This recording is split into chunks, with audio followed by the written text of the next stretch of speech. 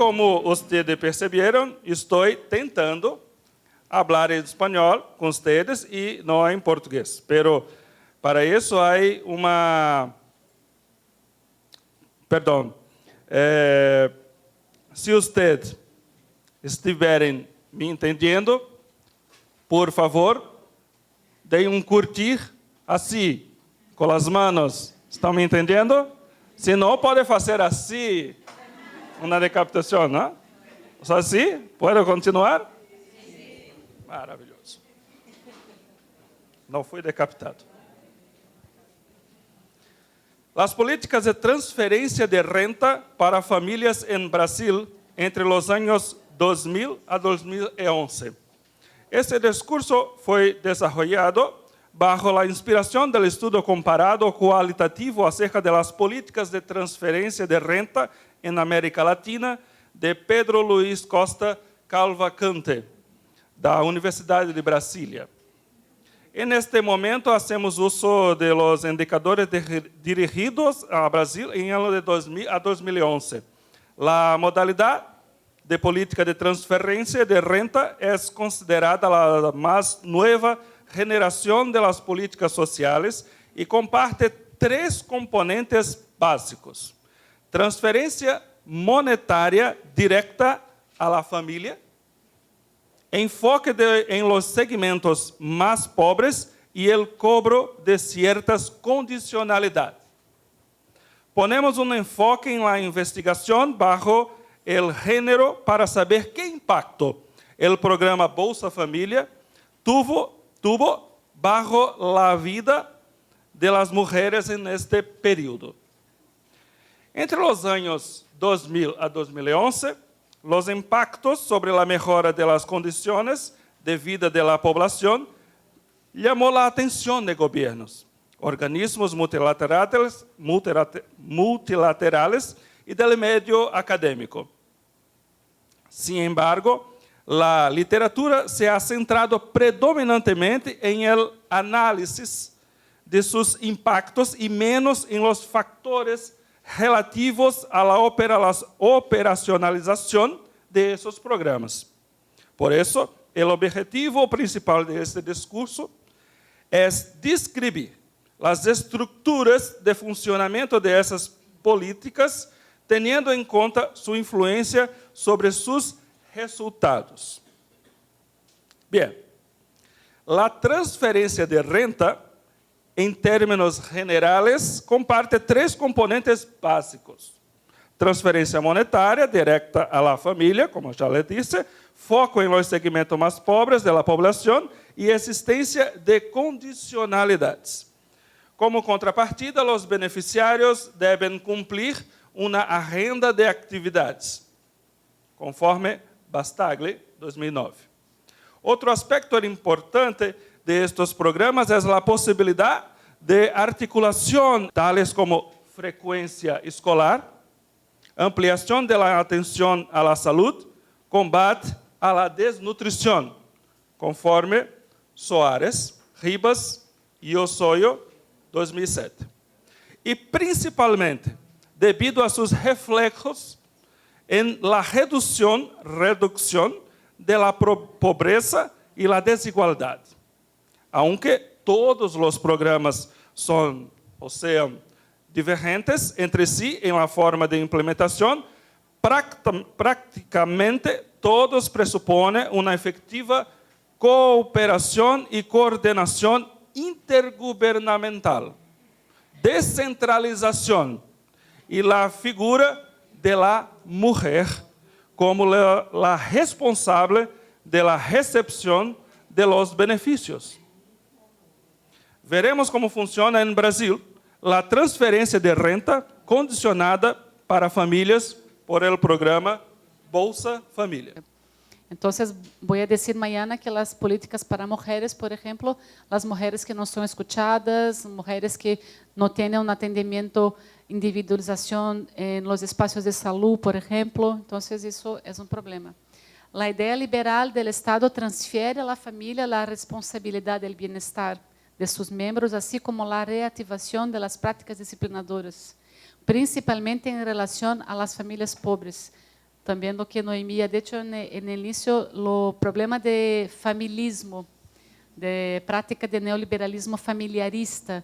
Entonces, é culpa da família, tanto seu sucesso é culpa de seu fracasso, a família sempre com a sua responsabilidade por êxitos ou por seus fracassos. Então, a característica que indica o papel desempenhado por la família em seu bem-estar, especialmente em las atividades de atenção prestada por las mujeres. Hay que se tener en cuenta también que el modelo capitalista de concentración de renta acelera el crecimiento de la pobreza y no puede dar cuenta de las expresiones de la cuestión social.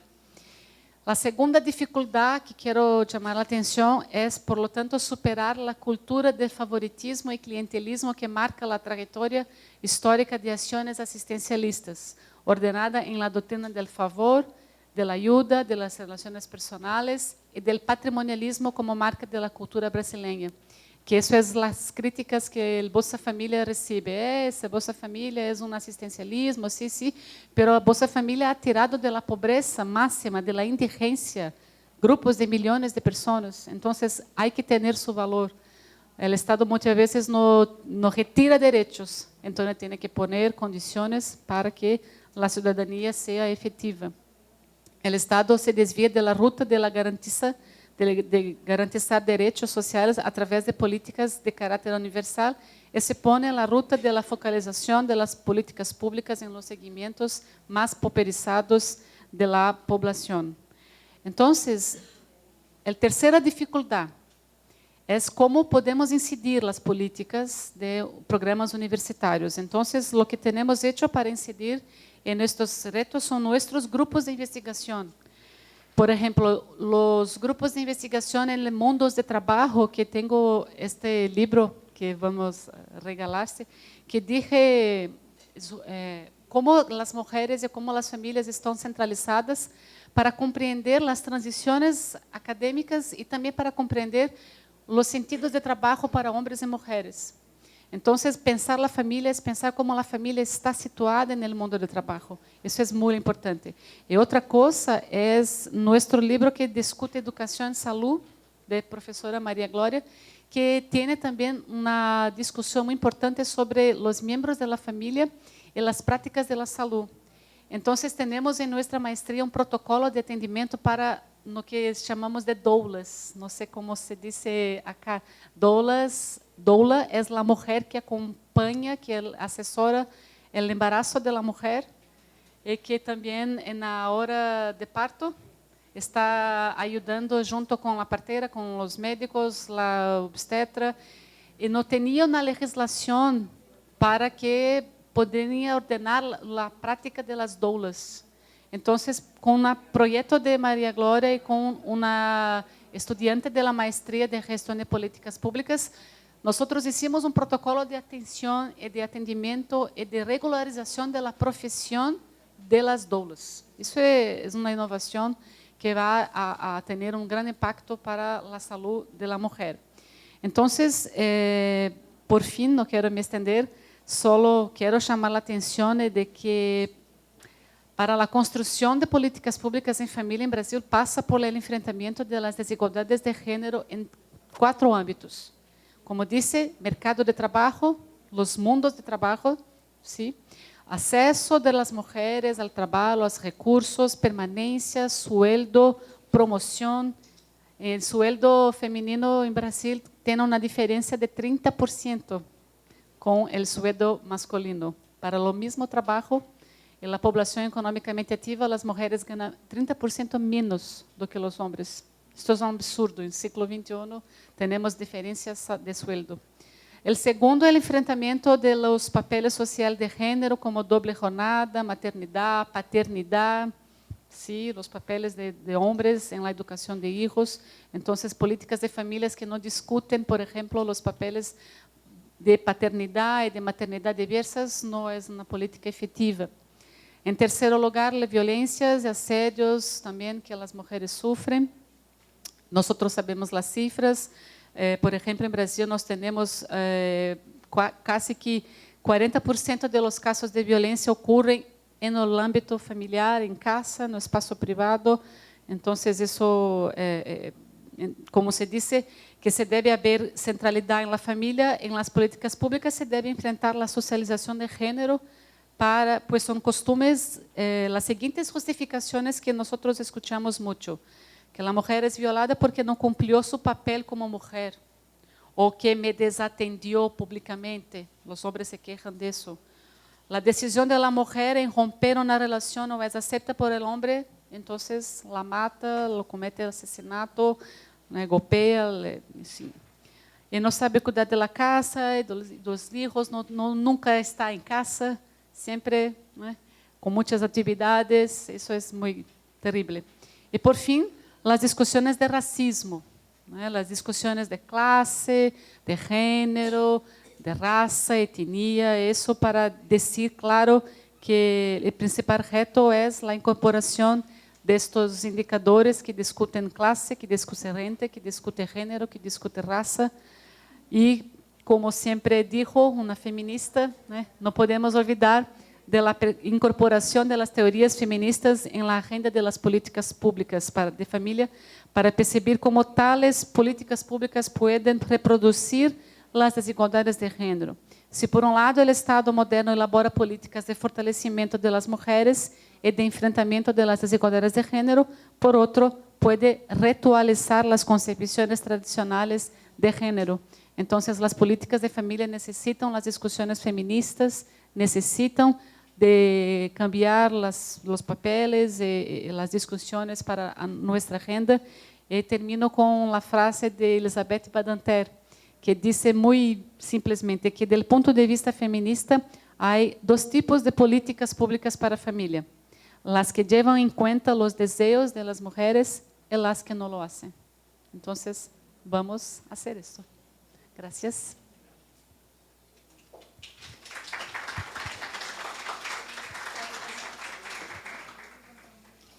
Continuamos nosotros analizando cuáles son los retos y dificultades para la construcción de políticas públicas en familia desde los distintos países y regiones.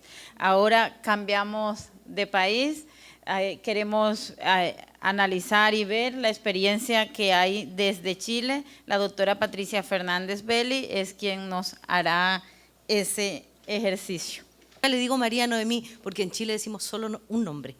Noemí, una gran amiga, y bueno, y a la mayoría igual conozco casi a la mayoría que el año pasado. No, este año en febrero hice algunas clases con Yomaira en la maestría de familia.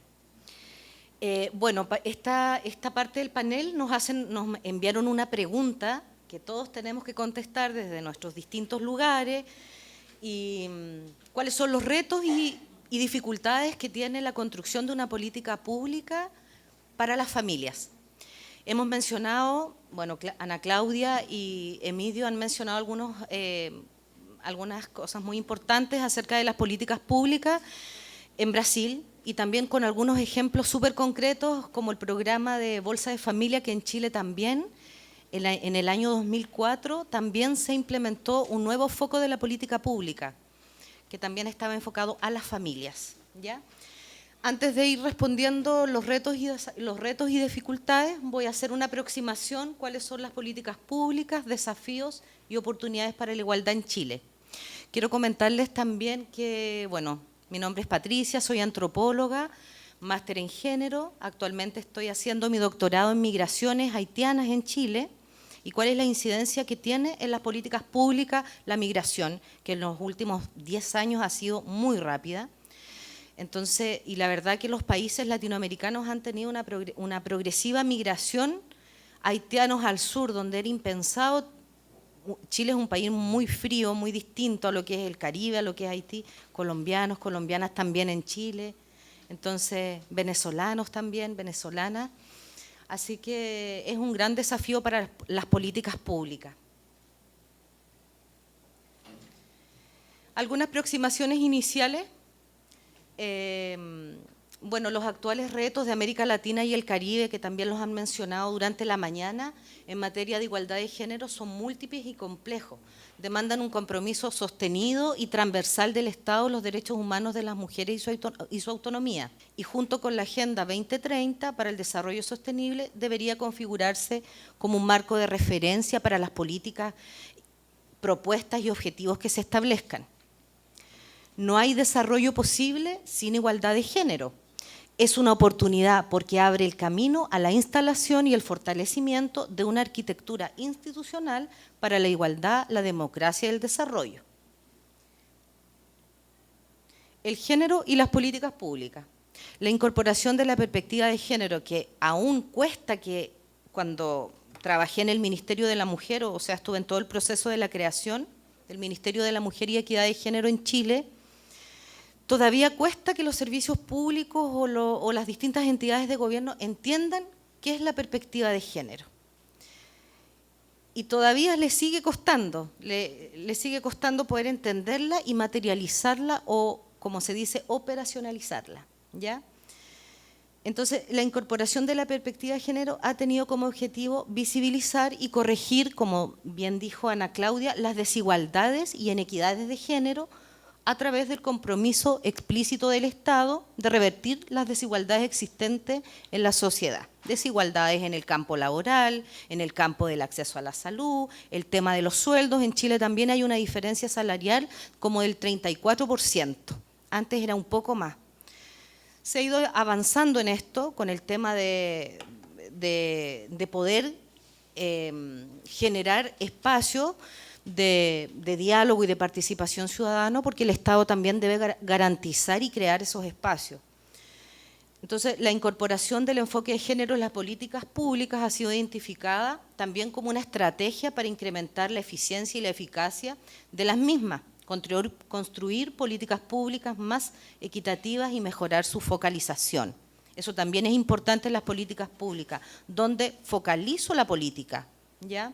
También tiene que ver con un enfoque territorial, definir bien familias, qué tipo de familias, etcétera. Promover la participación ciudadana. Y ejemplos de participación ciudadana están los consejos, que habló también la conferencia, habló de los consejos municipales. No, claro. Entonces, estos procesos de participación se empiezan a dar porque una política pública tiene que tener un respaldo ciudadano para que pueda tener un impacto significativo en la vida de los ciudadanos y las ciudadanas, ¿ya? Construir políticas públicas más equitativas y mejorar su focalización, promover la participación ciudadana, fortalecer la democracia y contribuir a la modernización del Estado y la gestión pública. ¿Qué son las políticas públicas? Es la articulación estratégica de propósitos ejecutados en torno a planes, programas y proyectos que, de acuerdo a un paradigma de desarrollo, buscan determinados objetivos de equidad, igualdad, crecimiento y concertación social. Son, la verdad, dispositivos político-administrativos coordinados en torno a objetivos explícitos. Guzmán, 2001. No solo definen las rutas de acción asumidas por el Estado para abordar problemas sociales y entregar bienes y servicios a la ciudadanía, sino que contienen objetivos claros, instrumentos también de planificación, designación de entidades gubernamentales, recursos económicos. Las políticas con perspectiva de género están explícitamente orientadas a mejorar la condición de vida de las mujeres, disminuir las brechas y inequidades en distintos ámbitos y garantizar sus derechos humanos. Es así como la noción de igualdad entre hombres y mujeres es una responsabilidad del Estado, expresada en políticas de igualdad ante la ley, de acción positiva, de acceso a la educación, al mercado laboral, a la salud y de transversalización de género, hasta el ARRA 2005. ¿Por qué diseñar o construir una política pública? Por ejemplo, en el caso, voy a hablar del caso de la política de desarrollo cultural de la región de Los Ríos, de donde yo provengo. Bueno, Chile es bien centralizado, la verdad. No tiene el sistema de Estado federal como tiene Brasil, lo que comentábamos ayer. Entonces, la verdad que poder implementar las políticas empiezan a nivel central, desde la capital, desde Santiago de Chile, desde ahí surge la política pública. Entonces hay que empezar a bajarla, a aterrizarla a las 15 regiones, ¿ya? Entonces son hasta la toma de decisiones, por lo tanto se hacen en este último tiempo en el gobierno de Bachelet, que ya le queda pocos meses, tenemos elecciones el próximo mes, presidenciales. Una de las tareas es promulgar y crear el Ministerio de las Culturas. Entonces empezaron este proceso participativo en las 15 regiones de hacer una política de desarrollo cultural. Este a modo de ejemplo. Entonces, ¿por qué surge esto? Para hacer más eficiente y eficaz los recursos económicos, para consolidar la gobernabilidad institucional, duplicidad, caos en el hacer.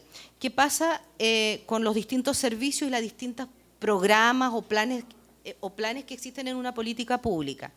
Ya sea en salud, en cultura, en educación. Hay una duplicidad y yo diría que más que de una duplicidad en la intervención pública. Entonces se empiezan a distribuir recursos, en el fondo es una pérdida de energía y de poco impacto en la ciudadanía, ¿ya? A veces uno hace estas mesas de trabajo intersectoriales y se da cuenta que 5 servicios distintos estamos haciendo lo mismo. No sé si les suena conocido, pero ocurre, hay mala coordinación entre los ministerios, entonces debiera existir, si hay una mayor coordinación y una buena comunicación, los recursos económicos y además humanos, tendrían un mayor impacto también en las políticas públicas.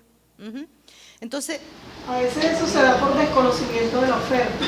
Exactamente. Entonces, hay duplicidad de programas, hay gente haciendo lo mismo y se pierde el recurso porque se debe invertir en otra gestión y todo eso sale de todo el diagnóstico que uno hace y que si bien uno conoce la realidad, puede aterrizar la política a esas realidades. Exactamente. No trabajar a espaldas de la realidad, porque a veces se hacen cosas o se invierten recursos en cosas que no generan impacto y que no es en realidad lo que la comunidad necesita.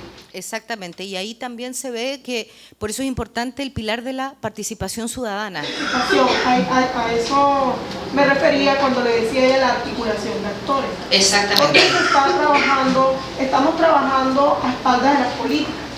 Si bien Colombia es un país muy rico en políticas públicas, porque tenemos cantidad de políticas públicas, pero en realidad no se están trabajando aterrizadas a la realidad, ni se están haciendo con base a las necesidades existentes en nuestro país.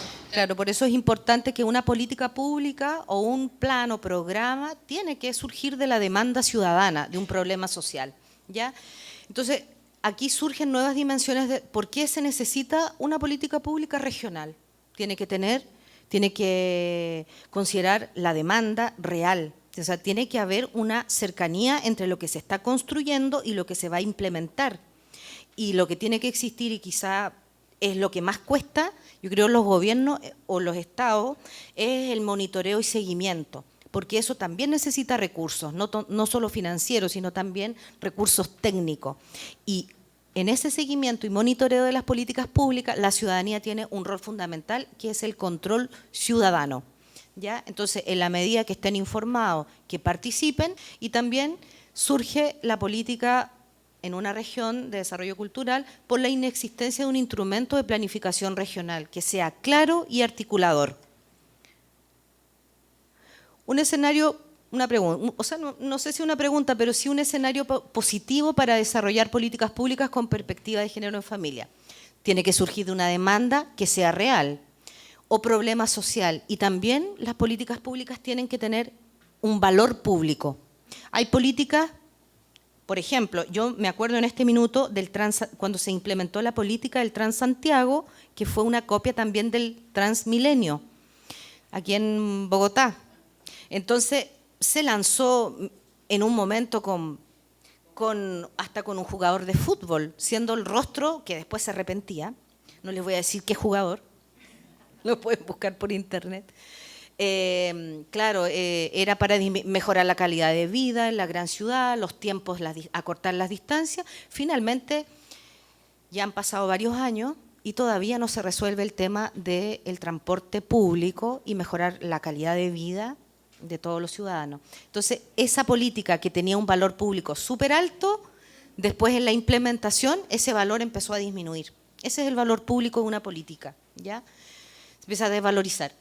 Un escenario positivo es la coherencia entre los objetivos de una política pública en familia, visión de futuro y el desarrollo sostenible.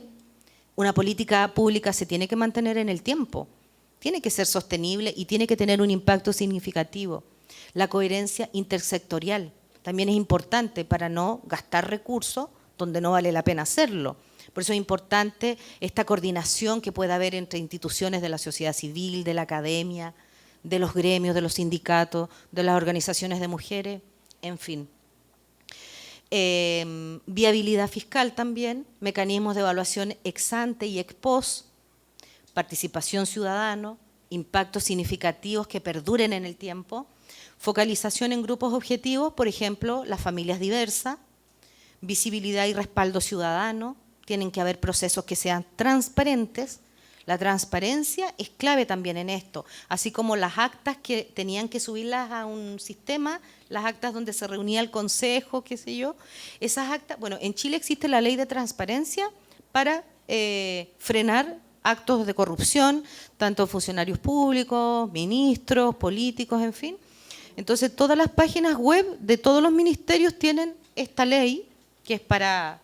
Se llama Ley de Transparencia y uno puede ingresar a esa ley y revisar. Se reunió el consejo municipal de mi comuna o de mi región y ahí están todas las actas.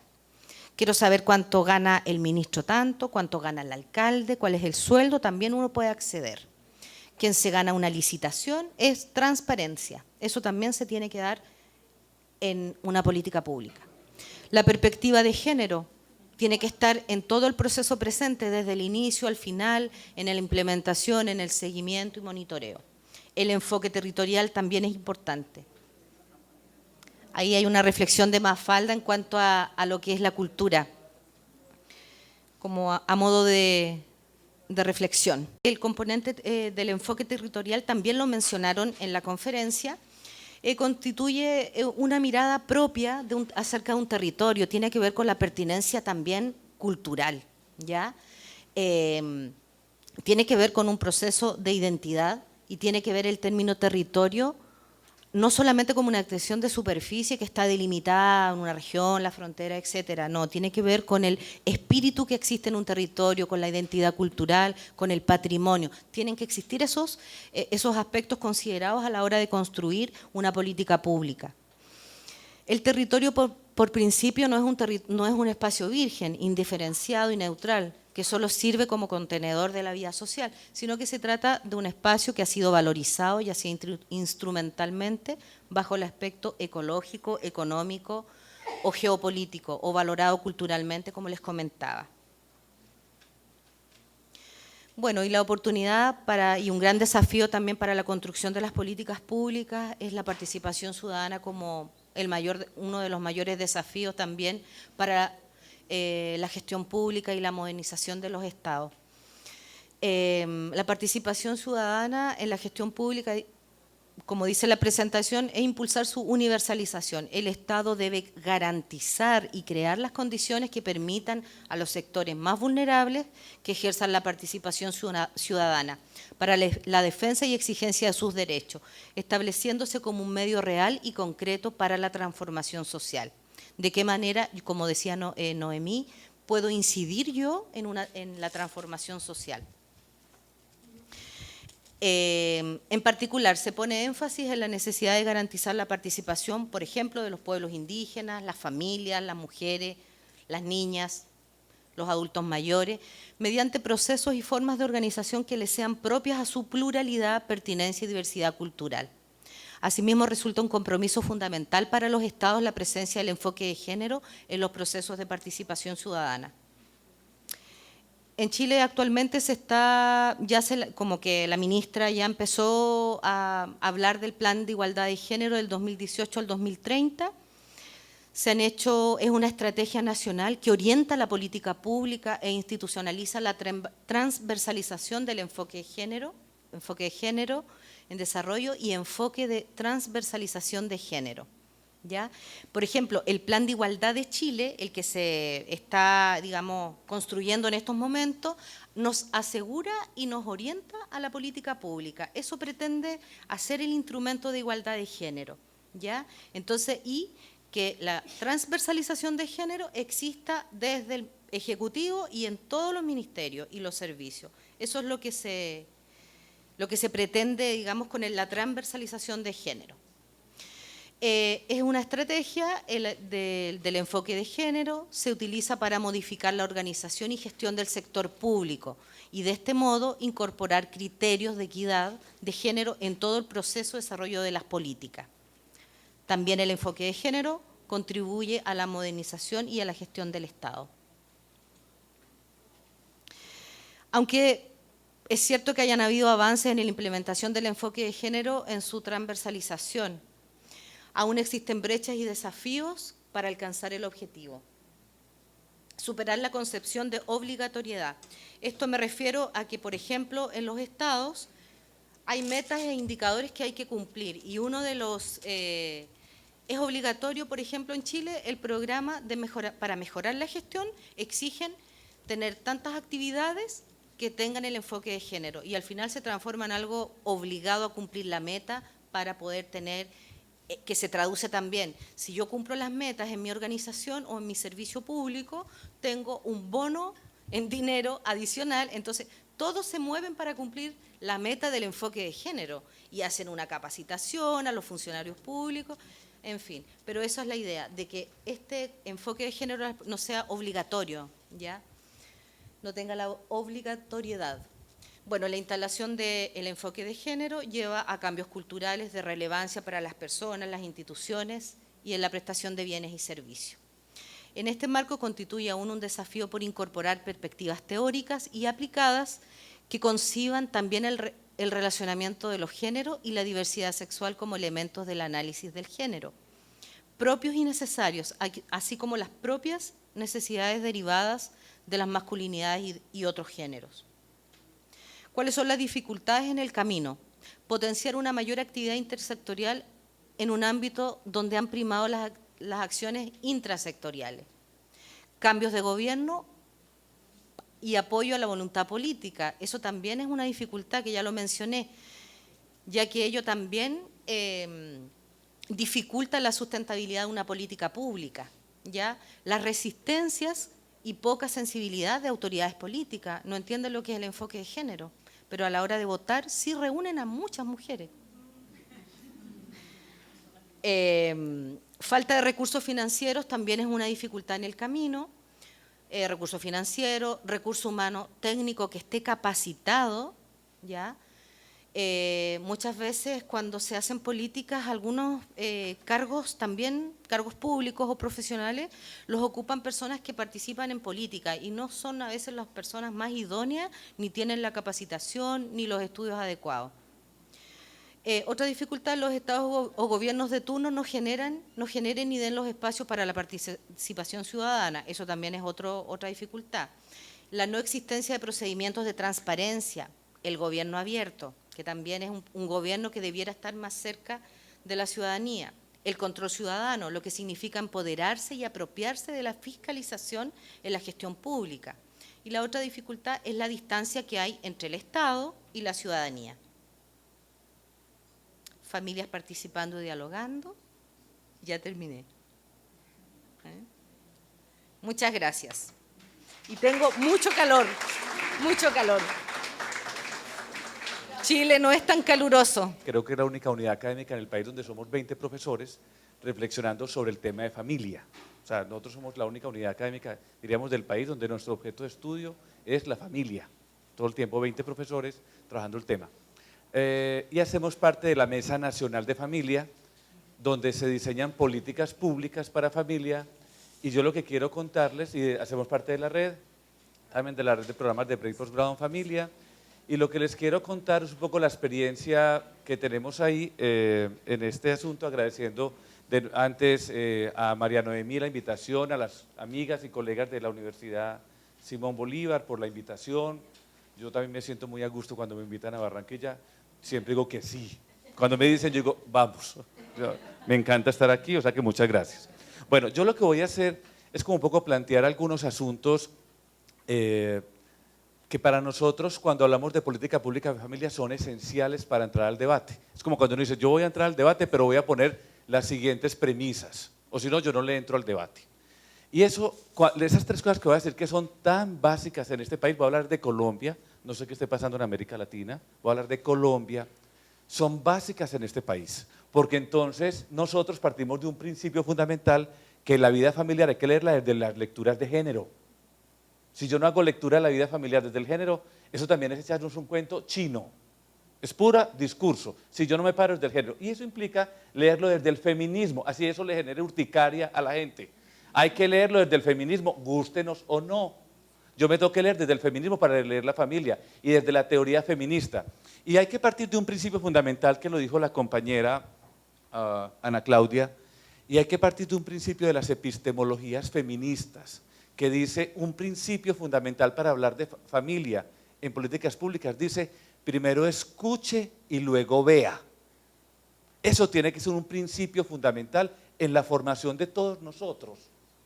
Primero escuche y luego vea, no vea para escuchar, primero escuche y luego vea.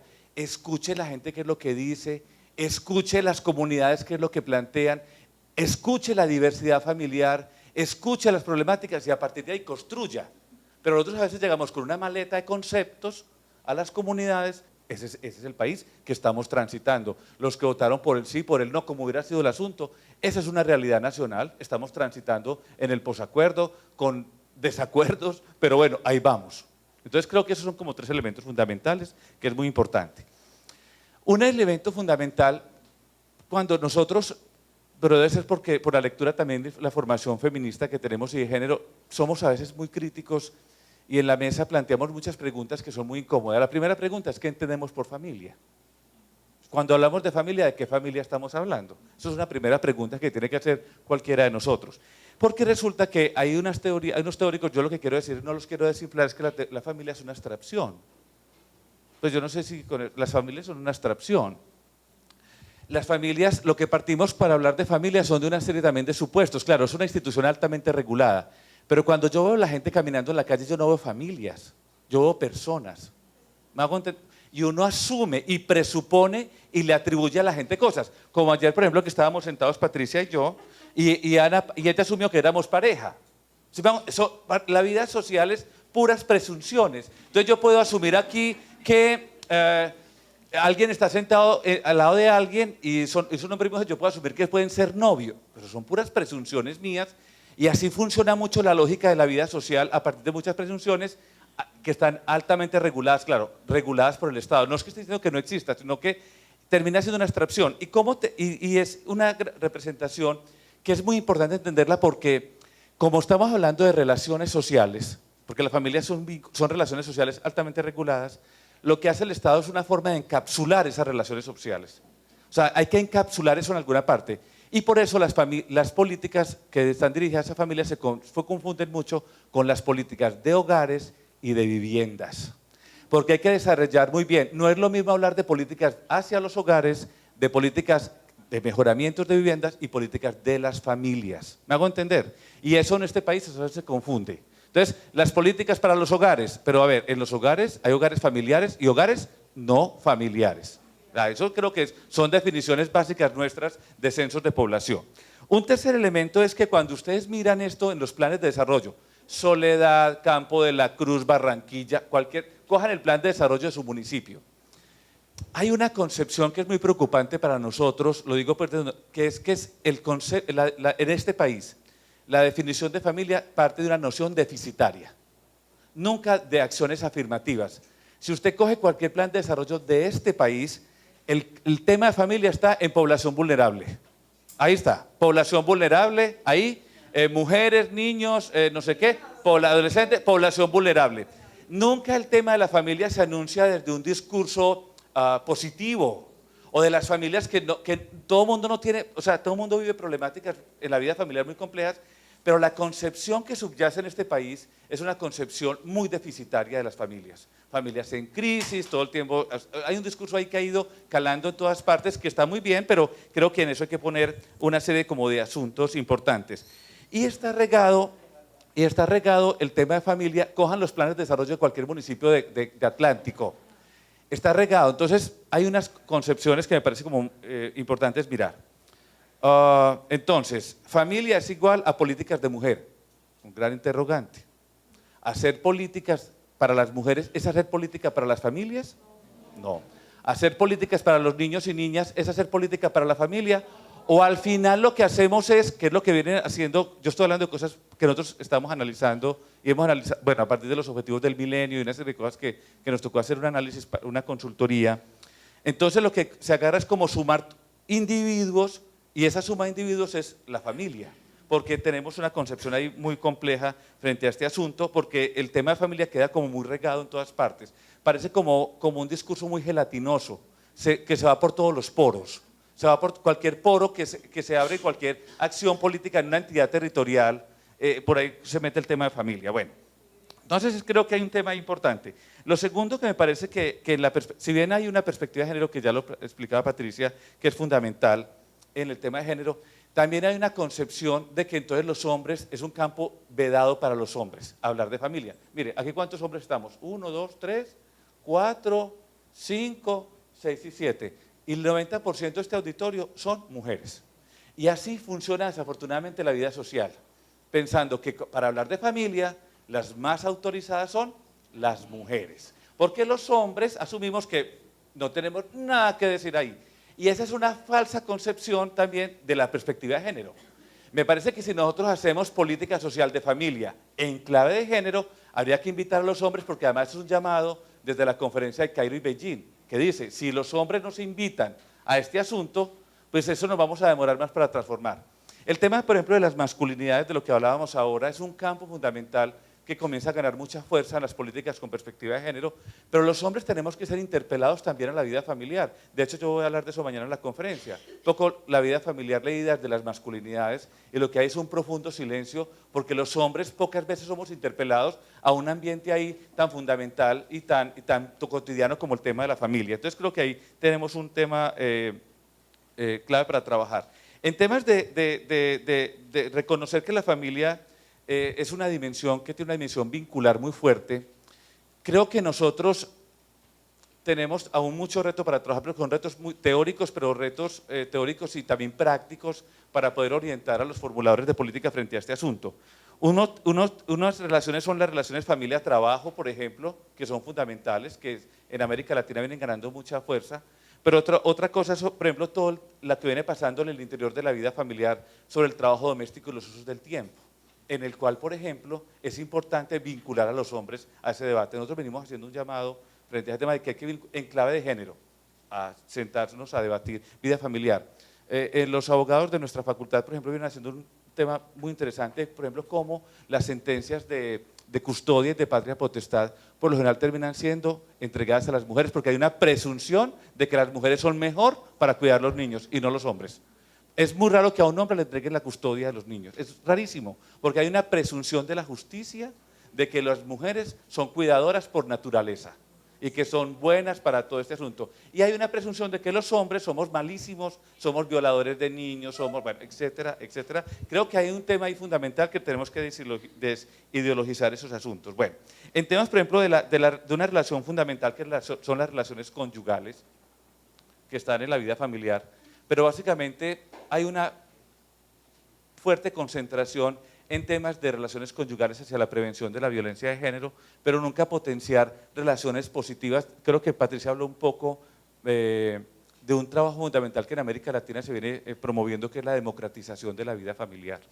Unos proyectos interesantes sobre ese asunto. El tema, por ejemplo, de la superación de la pobreza. Yo quiero traer aquí a María Cristina Palacio, que es una de las teóricas nuestras del departamento más fuertes, y ella dice que el problema que tiene la vida familiar en las políticas públicas es que la familia se pone como telón de fondo para todo.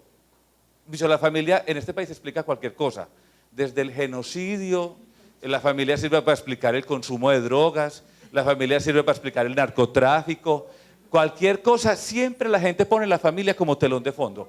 Pero el familismo no solamente como sistema de pensamiento, donde las familias son depositarias y como un factores idealizadas, sino también para el mismo estado del familismo en la medida en que parte de la precariedad que tiene nuestro estado de bienestar hace que se traduzca o se transfiera la responsabilidad del Estado a las familias en muchos asuntos de cuidado. O sea, en la medida en que tenemos un Estado cada vez más débil en políticas sociales, porque el Estado colombiano es cada vez más precario en políticas sociales, para este asunto, pues eso termina transfiriéndose a las familias en un esquema familiístico de política que es muy preocupante. Todos los problemas, por ejemplo, de precarización laboral, quienes terminan asumiendo eso son esos núcleos domésticos en muchos ejercicios. No es gratuito que en este país esté creciendo las familias extensas como una forma de afrontar la crisis. La familia extensa está creciendo porque es más fácil cooperar entre 10 que no cooperar de a 2 o de a 3. Entonces creo que en ese sentido hay que hacer un debate público también sobre el familismo, que lo que detrás está es enmascarando una ausencia de un Estado bastante precario como el nuestro, que transfiere a las familias algo que debería ser responsabilidad como de todos en un Estado social de derecho. Muchas gracias.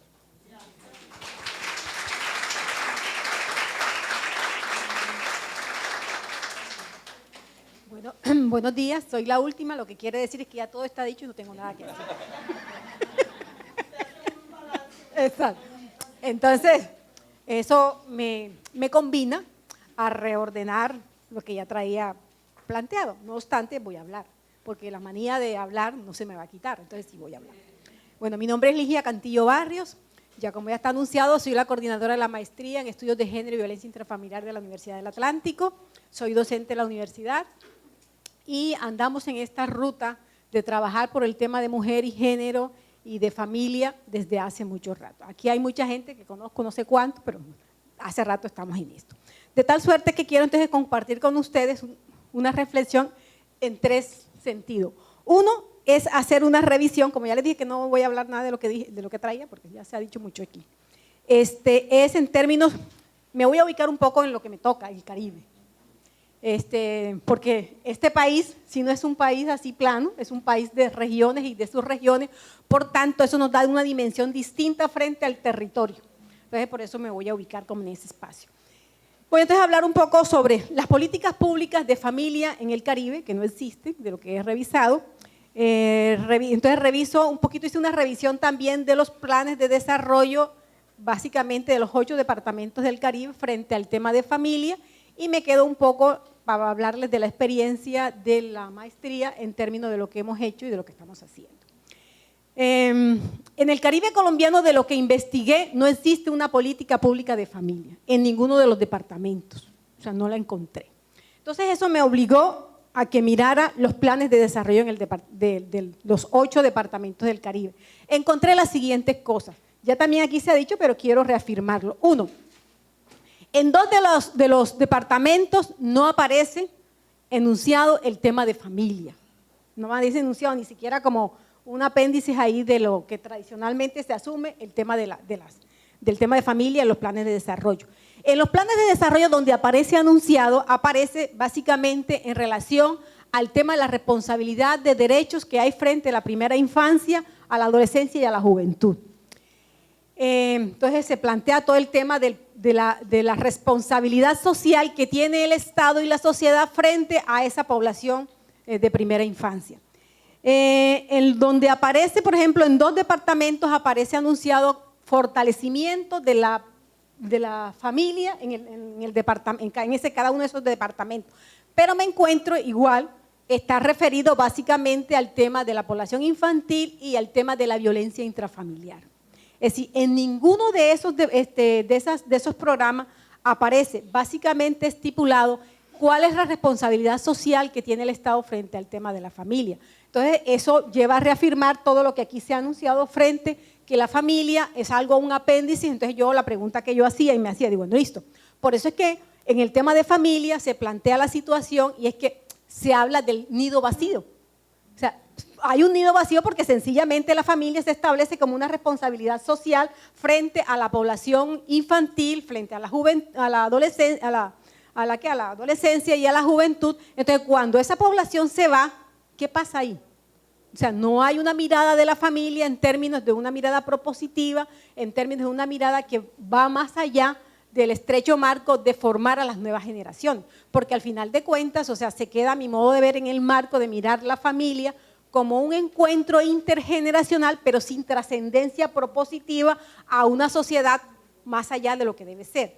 Se queda también en la mirada frente, bueno, listo, las mujeres, y también es el tema del que es una responsabilidad social de las mujeres asumir, porque entonces la familia se mira siempre como un problema de las mujeres y donde las mujeres tienen que asumir la responsabilidad social de criar a esos hijos y entregarlos a la sociedad como tiene que entregarlo. Por eso es que todavía en nuestro Caribe se habla de las madres desnaturalizadas, pero no se habla de los padres desnaturalizados. Entonces aquí para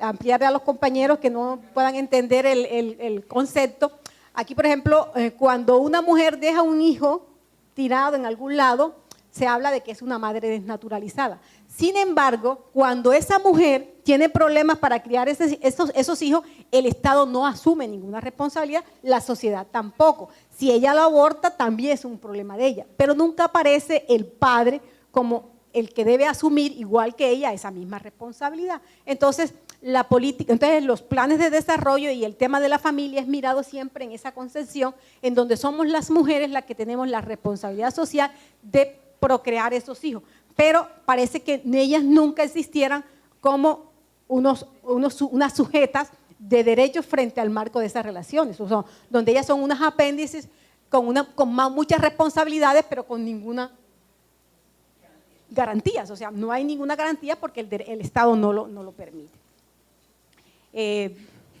Entonces, como podríamos decir, no hay una mirada en donde la familia, que es por ejemplo, la familia como un sujeto activo de derechos, pero también de deberes, pero también de encuentros, en donde que la familia se convierta en un espacio de encuentro y reencuentro para reflexionar las nuevas miradas frente a la sociedad, frente al tema del cuidado, frente al tema de las nuevas paternalidades, frente al tema de las nuevas maternalidades. No, o sea, ahí está ancladas esas familias en esa mirada laica, que ya usted hablaba de eso, en donde hay una presencia netamente bien religiosa, y creo que es necesario comenzar. Entonces, esos serían como los retos. Bueno, ¿cuáles son los retos que tenemos frente a ese tema de familia?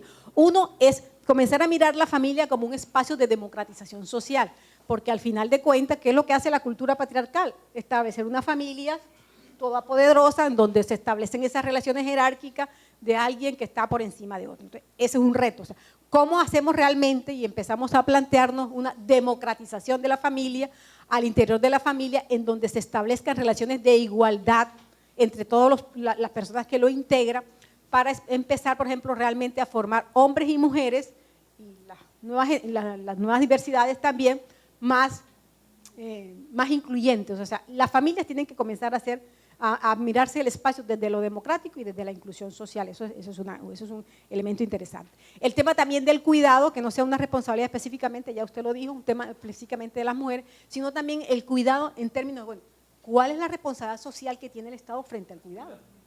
Porque al final de cuentas, ¿qué hacemos las mujeres en la familia? A mi modo de ver, es preparar a los hombres y las mujeres que la sociedad requiere para que se establezcan las nuevas generaciones.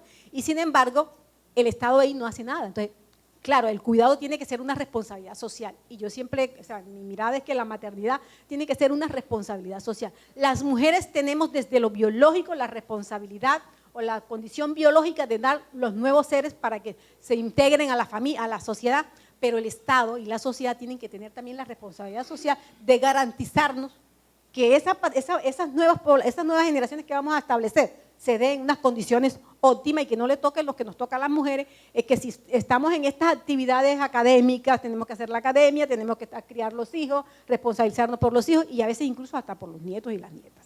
Entonces, eso ya es una cosa bien buena.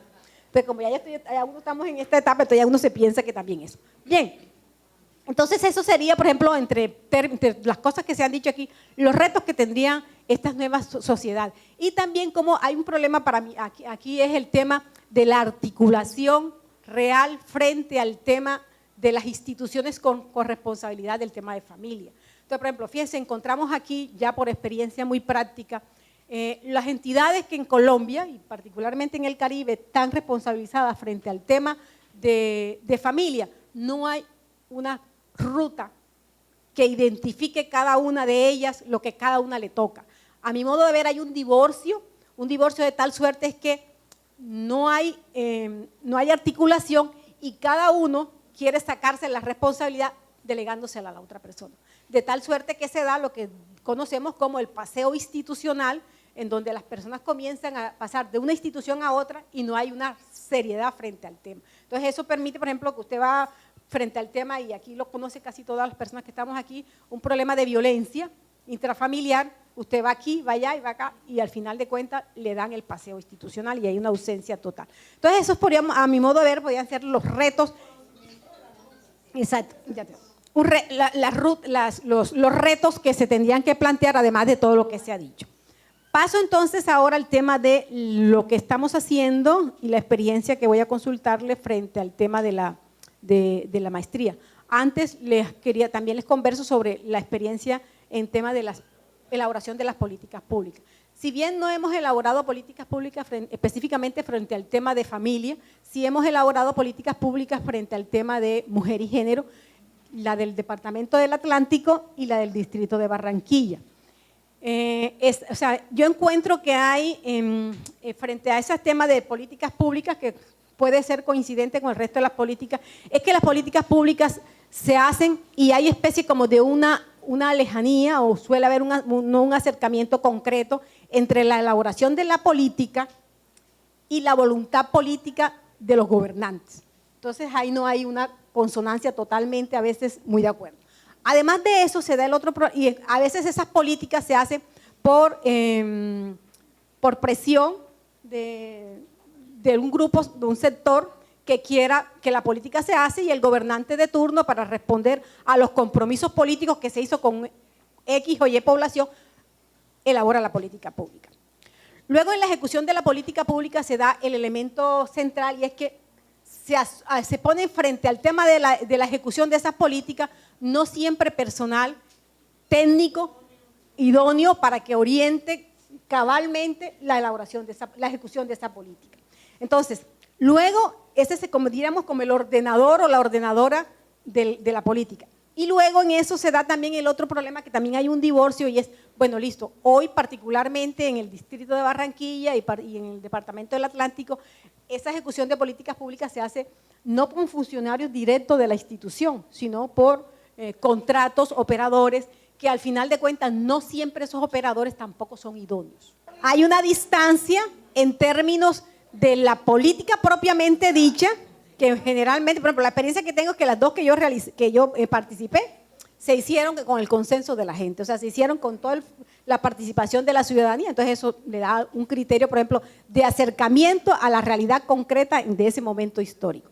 Pero ya la ejecución, entonces se dan un alejamiento de quien la ejecuta. Entonces ahí podríamos decir que la política pública pierde la rigurosidad en la ejecución porque pasa por todos esos estamentos. Bien, entonces quería decir esas cositas.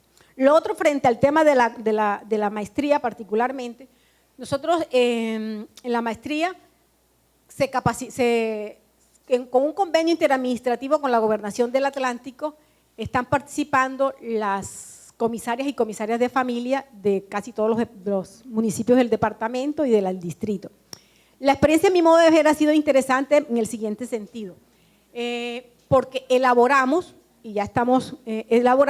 un estudio del departamento frente al tema de la violencia intrafamiliar de casi todo el departamento, porque entre las corresponsabilidades que tenían los comisarios y comisarias que fueron becarios de la política de la maestría por la gobernación, era que elaborara un estudio frente al tema de la violencia intrafamiliar de cada uno de esos municipios. Aquí hay una persona que corrobora lo que estamos haciendo porque es cómplice en ese trabajo, que es la profesora Dayana. Ay, se me olvidó darle las gracias a mi universidad por haberme invitado al evento, qué pena.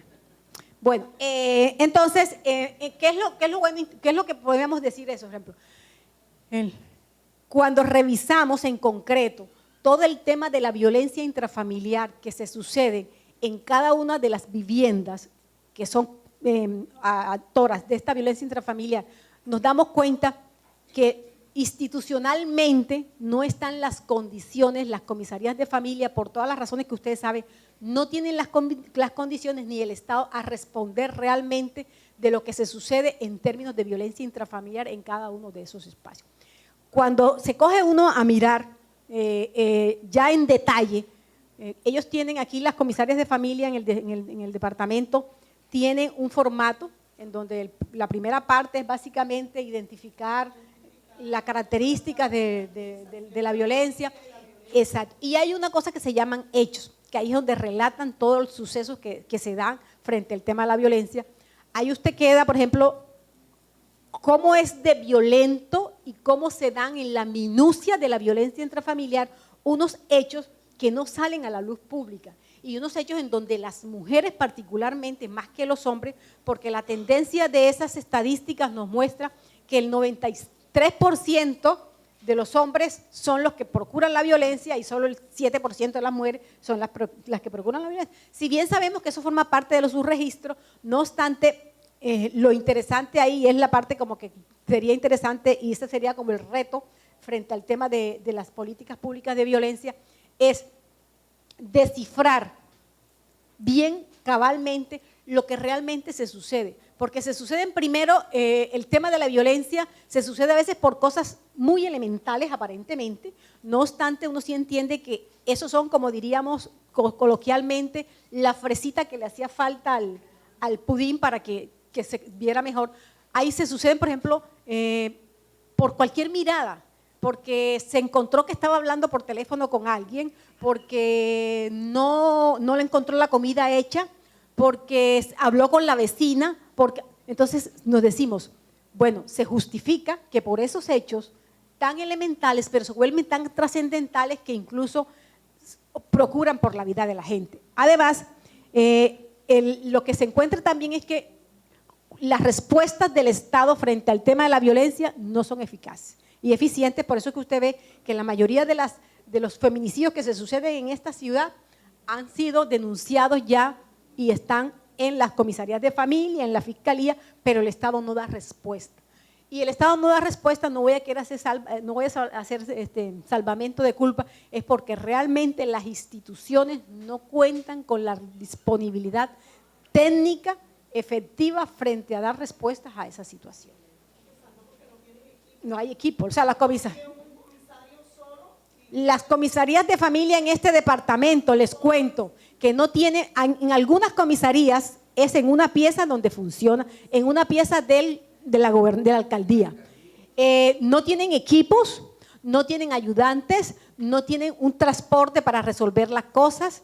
Les toca muchas veces pagar de su sueldo, que además es malo, muy malo en los municipios del departamento, el sueldo es muy pésimo para responder a tantas necesidades. Entonces esos serían como los otros retos, cómo realmente el Estado procura resolver el problema frente a eso. Además, aquí en Colombia particularmente, el tema de las comisarias de familia dependen de las alcaldías.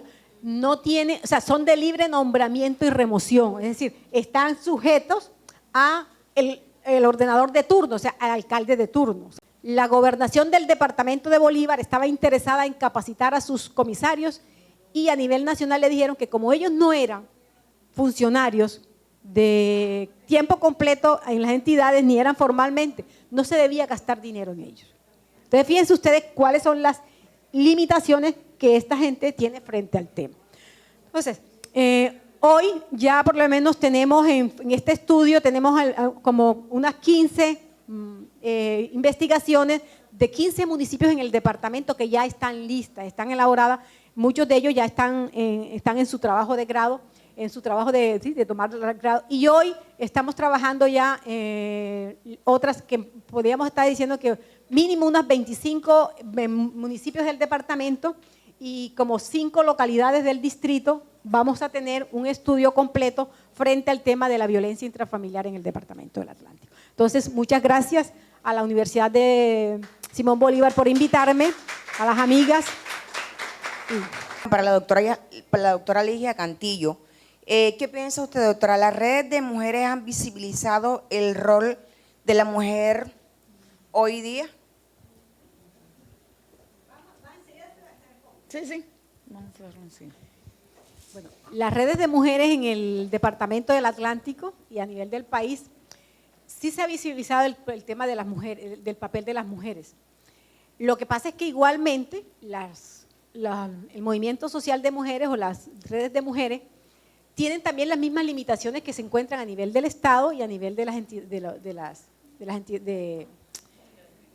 instituciones, porque al final de cuentas, ¿cuál es, por ejemplo, qué incidencia, la incidencia que tiene el movimiento de mujeres o las redes de mujeres inciden, pero no determinan?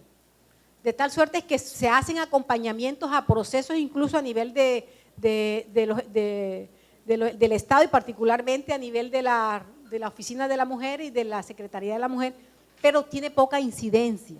Entonces, lo que se puede hacer es poco con relación a la envergadura del problema, porque el problema es muy complejo, va más allá incluso de la simple concientización de un tema del Frente de las Mujeres. No obstante, por ejemplo, también te cuento es que en el tema de las mujeres lideresas hay niveles, hay unas mujeres que tienen unos niveles altos del conocimiento frente al tema del papel de las mujeres, otras que apenas están comenzando, o sea, pero hay alguna concientización y de paso hay algún nivel de incidencia, pero no se resuelve el problema porque el problema es complejo y aquí es en donde tanto la academia como los movimientos sociales y las instituciones del Estado tenemos que converger para resolver un problema complejo y grave que es el tema de la violencia de género y particularmente la violencia intrafamiliar.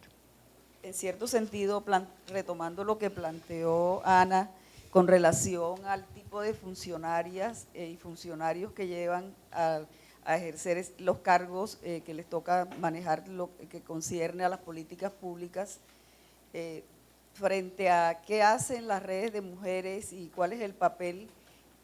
Desafortunadamente nosotras hemos venido desde hace, y ahí hablo como parte del movimiento de mujeres, hemos venido de alguna manera ejerciendo algo que llamamos alfabetización, ¿no? Nos hemos convertido desde hace mucho tiempo en alfabetizadoras de las funcionarias que llegan a los cargos públicos a implementar políticas y de alguna forma eso se ha venido manteniendo en lo local, en lo departamental y en lo nacional. ¿Hasta cuándo? No sabemos, ¿no? Pero eso ha sido parte del papel, así que también es el momento de pensar cómo nosotras, que de alguna manera hemos venido trabajando en estos temas, pasamos a otros niveles y no quedarnos en el plano de la alfabetización, ¿no? Aunque suene el término alfabetización un poco duro, pero es la realidad. Y tengo una inquietud enorme ante el vacío social y político. ¿Cómo hacemos nosotros los maestrantes si la gran preocupación nuestra es el diseño y la construcción de política, cuando nuestro Estado colombiano es biomédico en un modelo de una estructura social y política mucho mayor a la parte académica? ¿Cómo podíamos nosotros penetrar a la política y a la sociedad para poder participar y hacer una política en Colombia y que no esté como apareció el documento del Plan Decenal de Salud Pública? De hecho, ahí está el enfoque diferencial, ahí está el enfoque territorial y mucho contenido, una carta de derrotero en Colombia. Los maestrantes preocupados, y desde el inicio que comenzamos nuestras asignaturas, hemos dicho o queremos incluir en hacer la política de familia porque hoy es lo que nos pide y nos grita todo el mundo y la situación está en familia. Entonces, ¿cómo desde la academia podemos penetrar algo que es mucho mayor, que es la política, cuando nosotros somos entes académicos? Y me incluyo porque también estoy como docente y no tenemos la fuerza para llegar al Congreso, a situaciones políticas y decir, este es el derrotero. No sé cómo se plantea. Es una mesa, tenemos países invitados y de hecho he mirado siempre la propuesta que Chile nos lleva adelante con la situación y ha participado enormemente. Entonces, hoy una inquietud es que estamos 2 maestrías en la región Caribe, 3, con Riohacha. Entonces, ¿cómo nos unimos en realidad a hacer una propuesta, un trabajo de investigación o no hacer trabajos únicamente a mirar incidencia o cuántas mujeres tenemos maltratadas? Es la política la que necesitamos implementar en Colombia. Entonces, con la participación de ustedes y la Universidad de Caldas, que es la que nos lidera un proceso en Colombia, ¿cómo comenzamos a trabajar realmente con lo que nos llamamos o queremos insertar la política para poderla trabajar? Nosotros vamos a egresar como maestrantes, pero la política ¿dónde está? No estamos en el sistema, estamos en contra de la realidad. Entonces, mi pregunta, ¿cuál de los? ¿Cómo nos aportan o cómo nos vamos con esta situación? Si a mí no me invitan a Bogotá, entonces yo voy a Bogotá. O sea, es un tema así. Creo que aquí hemos dicho cosas que son básicas, fundamentales. Me parece que las maestrías lo vienen haciendo, pero me parece que es importante empezar con la revisión de los planes, el espacio vital. Es que es aplicar principios básicos del feminismo. Yo no sé si, con todo respeto, pero mire, quien puso en el debate público el tema de la familia fue el feminismo. Eso no se nos puede olvidar. Me he dicho, nadie puede entender la vida familiar si primero no hace un curso básico de feminismo, con todo respeto. Porque si no comienza a instrumentalizar la familia. Si usted no tiene cosas claras desde el feminismo, y yo soy hombre, y yo soy feminista, y yo soy un hombre porque me formé en el feminismo.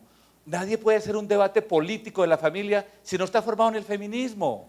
Porque si no, entonces comienzas a instrumentalizar y piensa que familia es dele 3 almuerzos a los muchachitos, que está muy bien. ¿Cómo combatimos aquí? Sí, pero ¿dónde está la concepción transformadora que son los aportes fundamentales? A mí me parece fundamental que tú te puedas, porque en la medida que tú logras entender eso desde una dimensión política, eres capaz de insertarte políticamente en el espacio del Consejo Político de Política Social, como lo han hecho ustedes. Ustedes lo dijeron aquí, ustedes son de la Mesa Departamental de Mujeres y lo han hecho. Nosotros en Manizales venimos trabajando con el tema masculinidades y venimos incidiendo como la gotica en la piedra, porque eso es como la gota en la piedra, labrando ahí lentamente. 60 años lleva la segunda ola del feminismo y ahí vamos.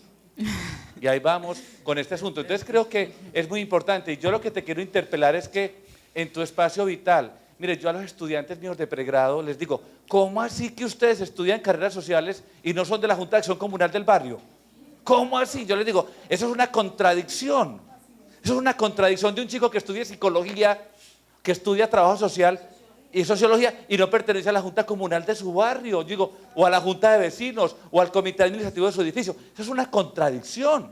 Yo le digo, sálgase, usted no sirve para esto, porque no tiene formación política. O sea, usted no ha pasado ese discurso, perdón que me animé mucho, pero no ha pasado eso por este cuerpito.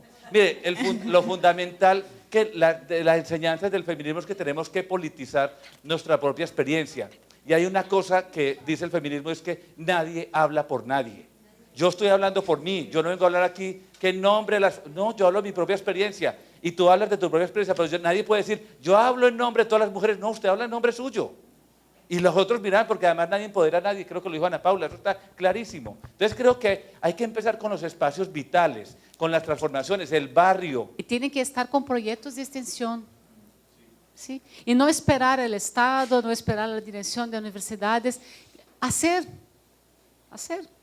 un proyecto, submeterlo a los consejos. ¿Cuántos de acá participan de consejos?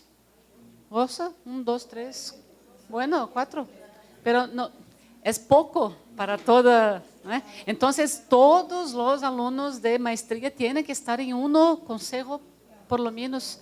¿Cuántos que están, por ejemplo, participando de organizaciones no gubernamentales? No se puede esperar del Estado. Se tiene que hacer las políticas cotidianas, ¿no? Como dice Gabriel, politizar es un ejercicio personal. Entonces, eso es fundamental. Tiene que hacer. Gracias. Muchas gracias. Marilyn. Ante la inquietud de la doctora, yo pienso que el tema es de hacer incidencia, acciones afirmativas innovadoras. A mi juicio, es acciones afirmativas innovadoras, integradoras. ¿Y a qué vamos a integrar? Los 4 sectores que hablaba bien el doctor Rubén ayer. Los 4 sectores que es Estado, sociedad civil, que somos nosotros, la comunidad, la empresa privada y la academia. Si nosotros empezamos con un pensamiento innovador, pero realmente que me sienta parte del proceso, no desde la otra orilla, es que siempre estamos viendo desde la otra orilla y que otros hacen.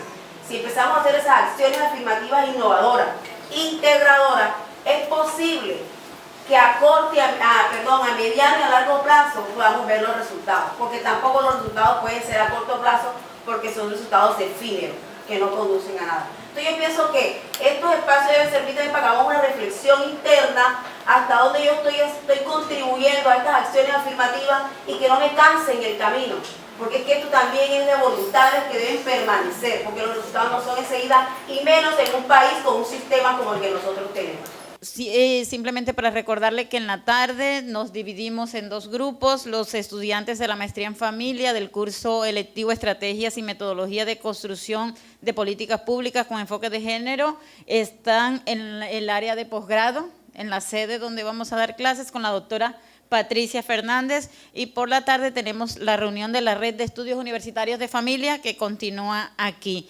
Para cerrar, pues invitarles que mañana vamos a tener un seminario especializado diciendo dónde están los hombres en este tema de desarrollo con Gabriel. Los invitamos. Estará Ana Claudia y Emidio diciendo cómo se construye una política pública con enfoque de género, y Emidio diciendo cómo se evalúa y cómo se le hace seguimiento. Y nos despedimos nosotros en esta jornada de la mañana pues con una muestra, ¿verdad?, del Caribe colombiano, para que nos vayamos a almorzar con ganas de bailar, ¿verdad? Y no estemos tan cansados por la tarde. Bienvenido a nuestro grupo que va a deleitarnos. Alicia Las Flores, la mujer que a mí me quiere.